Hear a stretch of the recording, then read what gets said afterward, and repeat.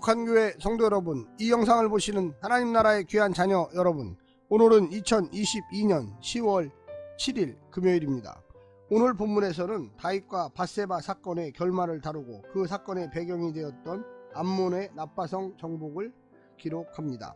다윗과 밧세바 사이에 태어난 첫째 아들이 다윗의 간절한 기도에도 불구하고 여호와의 치심을 받아 죽습니다. 다윗이 밧세바를 위로하고 동침하니 솔로몬이 태어났습니다.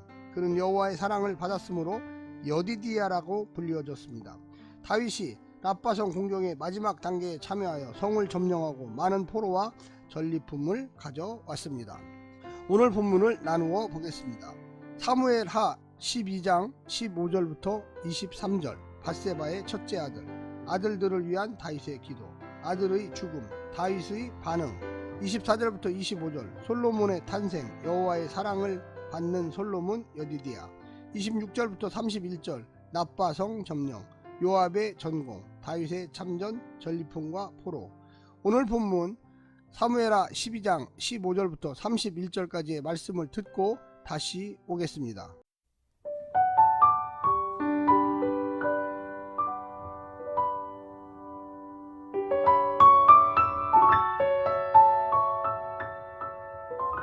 나단이 자기 집으로 돌아가니라. 우리아의 아내가 다윗에게 낳은 아이를 여호와께서 치심에 심히 앓는지라. 다윗이 그 아이를 위하여 하나님께 간구하되 다윗이 금식하고 안에 들어가서 밤새도록 땅에 엎드렸으니 그 집의 늙은 자들이 그 곁에 서서 다윗을 땅에서 일으키려 하되 왕이 듣지 아니하고 그들과 더불어 먹지도 아니하더라. 이래 만에 그 아이가 죽으니라. 그러나 다윗의 신하들이 아이가 죽은 것을 왕에게 아뢰기를 두려워하니 이는 그들이 말하기를 아이가 살았을 때 우리가 그에게 말하여도 왕이 그 말을 듣지 아니하셨나니 어떻게 그 아이가 죽은 것을 그에게 아뢰일 수 있으랴. 왕이 상심하시리로다 함이라. 다윗이 그의 신하들이 서로 수군거리는 것을 보고 그 아이가 죽은 줄을 다윗이 깨닫고 그의 신하들에게 묻되 아이가 죽었느냐 하니 대답하되 죽었나이다 하는지라.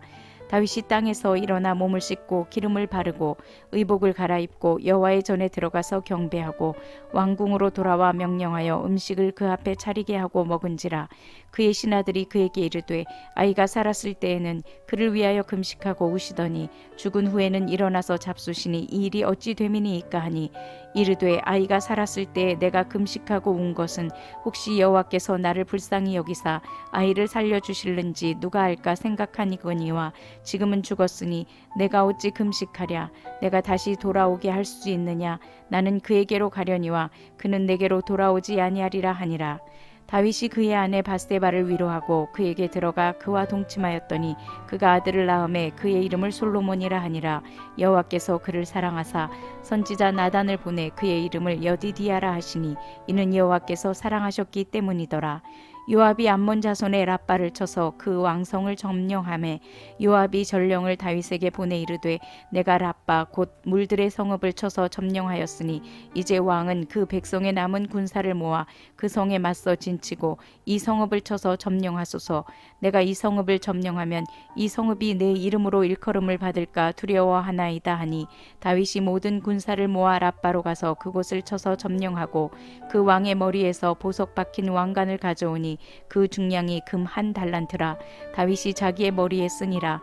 다윗이 또 그 성읍에서 노략한 물건을 무수히 내오고 그 안에 있는 백성들을 끌어내어 톱질과 썰레질과 철 도끼질과 벽돌 구이를 그들에게 하게 하니라. 암몬 자손의 모든 성읍을 이같이 하고 다윗과 모든 백성이 예루살렘으로 돌아가니라.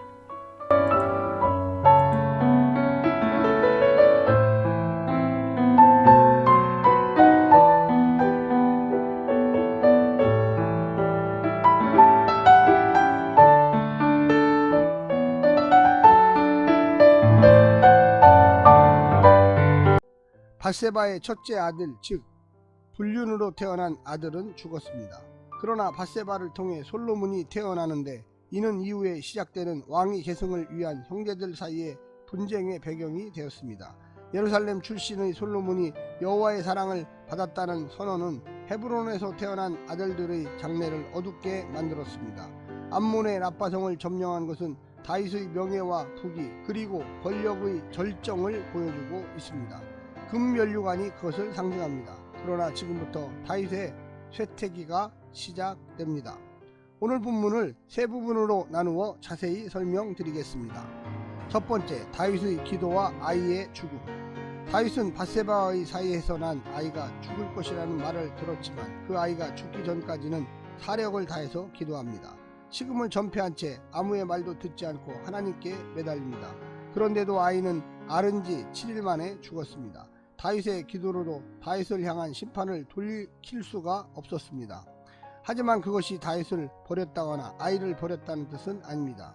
이 아이의 영원한 목숨은 하나님께 달려 있습니다. 다만 이것이 다윗에게는 심판하시는 하나님을 절대 잊지 못하게 하는 사건이 되어야만 했습니다. 그만큼 다윗은 완악했고 완고했습니다. 두 번째, 다윗의 일상복귀와 아이의 탄생. 아이가 죽었다는 말을 듣자 다윗은 아무 일도 없었던 듯이 일어나 일상으로 복귀합니다. 아이의 죽음 소식을 알리기도 두려워했던 신하들이 다윗의 태어난 모습에 수군거릴 정도였습니다. 한 줌의 기회라도 남아있을 때는 하나님께 매달리는 것이 우리의 도리지만 하나님이 결정하시고 실행하신 것에 대해서는 전적으로 수용하는 것이 또한 믿음입니다. 돌이킬 수 없는 일에 연연하는 것은 믿음이 아닙니다. 아이의 죽음이 다윗을 향한 영원한 심판이 아님을 그에게 아들 솔로몬을 주신 것으로 드러내셨습니다. 심판의 철회가 아니라 은총의 표현입니다. 가장 혹독한 심판의 한가운데에서도 자기 백성을 향한 주의 은총과 평안 주시려는 자비는 중단되지 않습니다. 마지막 세 번째로는 전장을 누비는 왕으로서의 회복. 장수들만 전쟁터에 보냈거나 충신을 죽이는 악행을 범했던 다윗이 이번에는 직접 전쟁터로 가서 요압이 거의 이긴 승리를 마무리 짓습니다.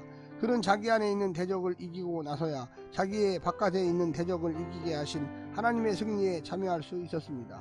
하나님을 없인 여기는 자신이 가장 큰 대적이었다는 것입니다. 그는 이제 엎드릴 때와 일어설 때를 알고 하나님의 뜻이 분명하면 미련두지 않고 그 뜻을 수용하는 좀 더 큰 그릇으로 성장해 가고 있습니다. 사랑하는 성도 여러분, 이 영상을 보시는 하나님 나라의 귀한 백성 여러분, 오늘도 하나님 말씀을 부여잡고 이 말씀의 본질이 무엇일까 깊이 고민하면서 하루 동안 승리하시기를 간절히 부탁드립니다. 샬롬.